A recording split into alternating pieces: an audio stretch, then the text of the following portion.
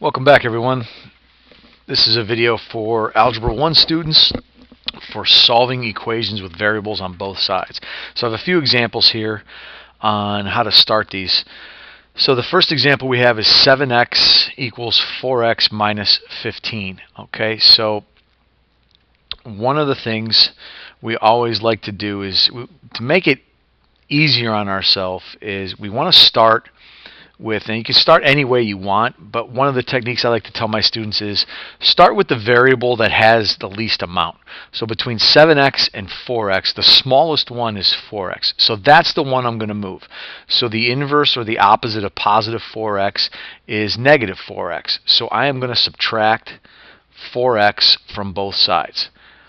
Okay, so now by doing that, I'll have the 4x and the negative 4x cancel out. 7x minus 4x is 3x, and that's going to equal 15. Now again, notice how everything is lined up. The equal sign doesn't move.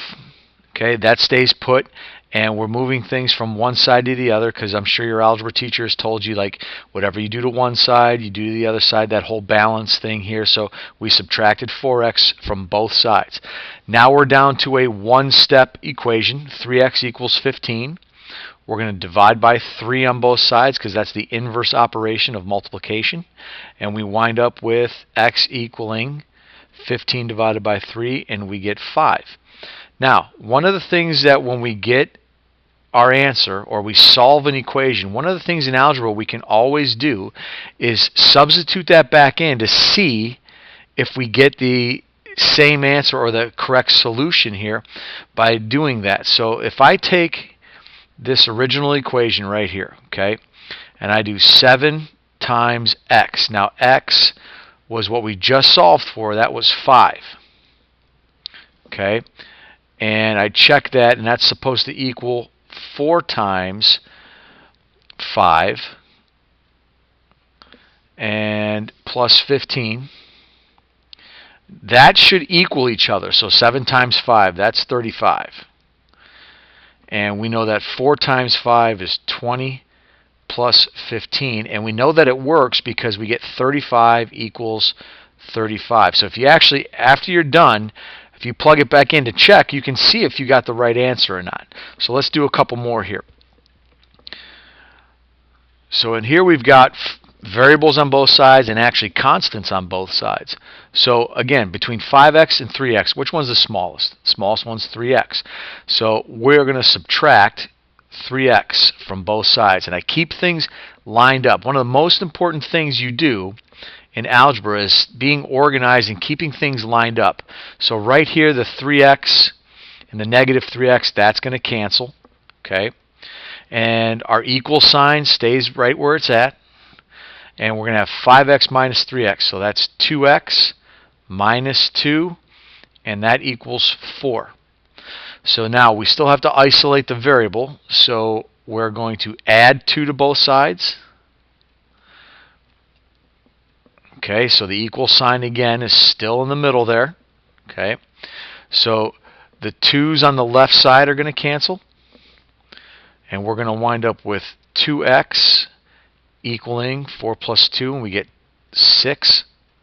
And then now we're going to divide both sides by 2. Those are going to cancel, and x is going to equal 3. All right, so we're going to check our answer, make sure that it's the right one. So we're going to have 5, and I'll substitute in the 3 there, minus 2 equals 3. I'm going to substitute the 3 in there, plus 4. So again, I'm taking this 3 right here, and I'm going to substitute that in for the x, because that's what we solved for. And I want to see if we get the same thing on both sides of the equation here. So 5 times 3, that's 15 minus 2. 15 minus 2, that's 13. Do we get the same thing on this side? 3 times 3 is 9 plus 4. We got 13 equals 13. We know we got the right answer. Okay, let's continue on. All right, so they changed the variable on us. Not a huge deal. If it really bothers you, you could put x back in there. I'm going to keep it in terms of c's because you're not always going to have x's or y's or the ones that are most common. All right, so between 2c and c, which variable is the smallest? So that's just the 1c. So I'm going to subtract c from both sides. Okay, so again, the plus and minus c on this side is going to cancel.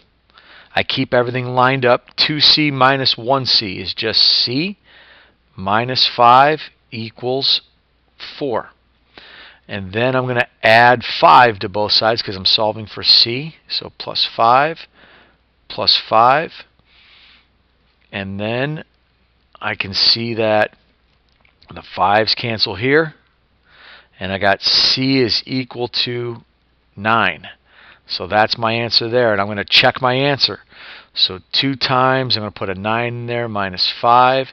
Is that equal to 9 plus 4? So that's, again, I'm plugging in 9 right here. All right, so 2 times 9 is 18 minus 5. 18 minus 5 is 13. 9 plus 4 is 13. That worked. I know I got the right answer. All right, so let's try one more before we take on a little bit of a harder problem. All right, so I got 10 plus 2r, and again, if you don't like the r, you could put an x in there, equals 8r plus 4. So between 2r and 8r, which one's the smallest? And that's the 2r. So I'm going to start over here now. So minus 2r. All right, and I can see that right here, the 2 r's now are going to cancel. So now, keeping things lined up here, again, my equal sign is not moved. That's staying right there in the middle. On the left side, I've just got 10. 8r minus 2r is 6r plus 4. All right, so now sometimes people don't like it when it's on this side, but it's still the same kind of algebra. We're solving for r. It's over on this side. So what we got to do now is we got to get rid of that 4. So it's got plus 4. So to get rid of that, I'm going to go minus 4 on one side of the equation, minus 4 on the other side of the equation. We will see that the 4's cancel. And let's do our addition here. 10 minus 4. We're going to have 6 equals 6r.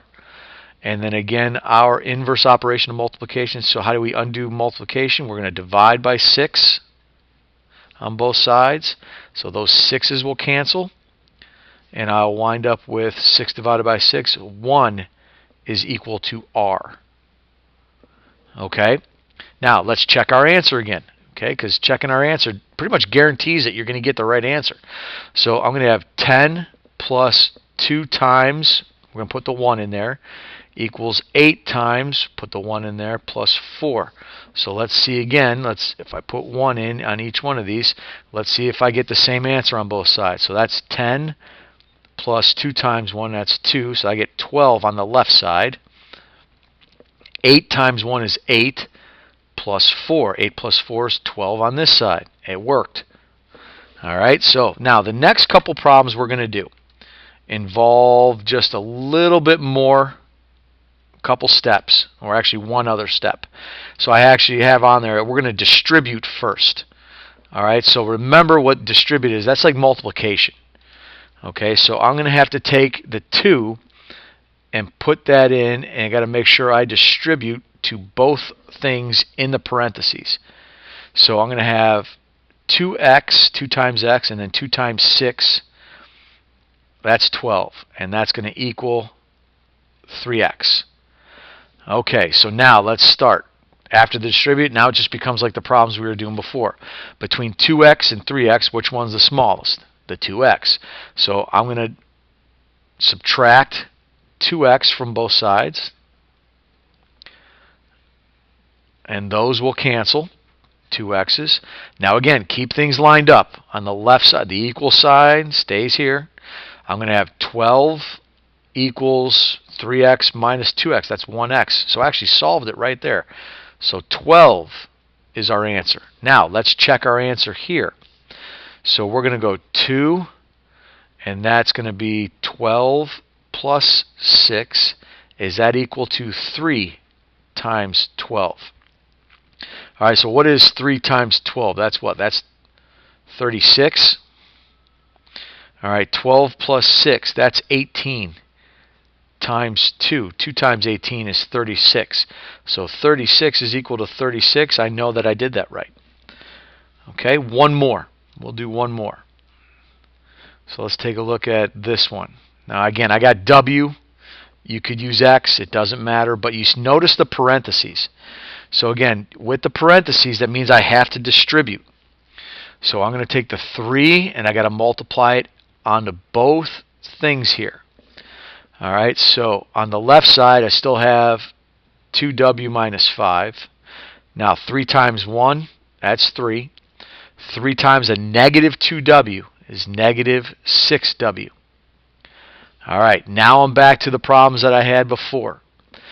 Between 2W and negative 6W, which one's the smallest? Well, on the number line, which one's farthest to the left? Negative 6 is our smallest. So I'm going to add 6W to both sides.